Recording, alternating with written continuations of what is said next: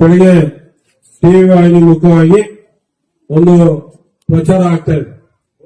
ಮಾಯಗೋಡ್ನಳ್ಳಿಯ ಒಂದು ವಿಚಾರವಾಗಿ ವಿನಾಕಾರಣ ಇವತ್ತು ನನ್ನ ಹೆಸರನ್ನ ಅಲ್ಲಿ ಬಳಕೆಯನ್ನ ಮಾಡಿಕೊಳ್ಳುವಂತ ನಿಟ್ಟಲ್ಲಿ ಆಗ್ತಾ ಇದೆ. ನಾನು ನಿಮ್ಮ ಮೂಲಕವಾಗಿ ನಮ್ಮ ಕ್ಷೇತ್ರದ ಜನರಿಗೆ ನಾನು ಮನವಿ ಒಂದು ಸ್ಪಷ್ಟನೆಯನ್ನ ಕೊಡಬೇಕಾಗಿದೆ.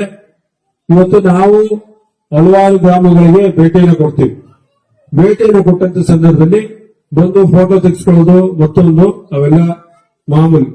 ಇವತ್ತು ಅಲ್ಲಿ ಆ ಒಂದು ಏನು ಕೃತ್ಯವನ್ನು ಎಸಗಿದವನು ಯಾರೇ ಆಗ್ಲಿ ಅದು ಮಾಡಿರ್ತಕ್ಕಂಥ ಒಂದು ಘೋರ ಅಪರಾಧ, ಅವ್ರ ಬಗ್ಗೆ ಯಾವುದೇ ರೀತಿ ಇಲ್ಲ. ಆದ್ರೆ ಆ ವ್ಯಕ್ತಿಗೂ ನನಗೂ ಯಾವ ರೀತಿ ಸಂಬಂಧ ಇದೆಯಾ?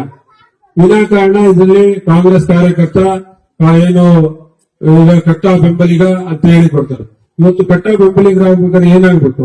ಯಾವ್ದಾದ್ರು ಒಂದು ಪಕ್ಷದಲ್ಲಿ ಪದಾಧಿಕಾರಿ ಆಗ್ಬೇಕು ಅಥವಾ ಯಾವ್ದಾದ್ರು ಚುನಾವಣೆ ಮುಗಿದ್ಮೇಲೆ ಏನ್ ನನ್ನ ಜೊತೆ ಓಡಾಡ್ತಿದ್ದಾನೆ ಯಾವತ್ತಾದ್ರು ನೋಡಿದ್ರ?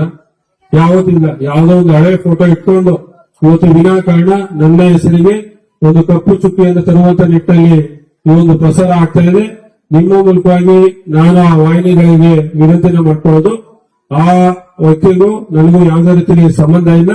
ಅವ್ರು ಮಾಡಿರ್ತಕ್ಕಂಥ ಘೋರ ಅಪರಾಧಕ್ಕೆ ಈಗಾಗಲೇ ಪೊಲೀಸ್ ಅವರಿಗೆ ನಿನ್ನೆ ಸೂಚನೆಯನ್ನು ಕೊಟ್ಟು ಒಂದು ಕೇಸ್ ಕೂಡ ಫೈಲ್ ಆಗಿದೆ.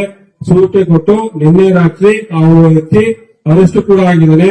ಆ ಒಂದು ಕೇಸಿಗೆ ಸಂಬಂಧಪಟ್ಟ ಹಾಗೆ ಸೂಕ್ತವಾದ ರೀತಿಯಲ್ಲಿ ಏನೆಲ್ಲ ಕ್ರಮಗಳಾಗಬೇಕು ಕಾನೂನಾತ್ಮಕವಾಗಿ ನಾನು ಎಸ್ಪಿ ಅವರು ಕೂಡ ಚರ್ಚೆಯನ್ನು ಮಾಡಿದ್ದೇನೆ. ಸಂಬಂಧಪಟ್ಟ ಸೆಲ್ಲಿನ ಯಾರು ಡಿವೈಎಸ್ಪಿ ಇದ್ದಾರೆ ಅವರ ಹತ್ರ ಕೂಡ ಚರ್ಚೆಯನ್ನು ಮಾಡಿದ್ದೇನೆ.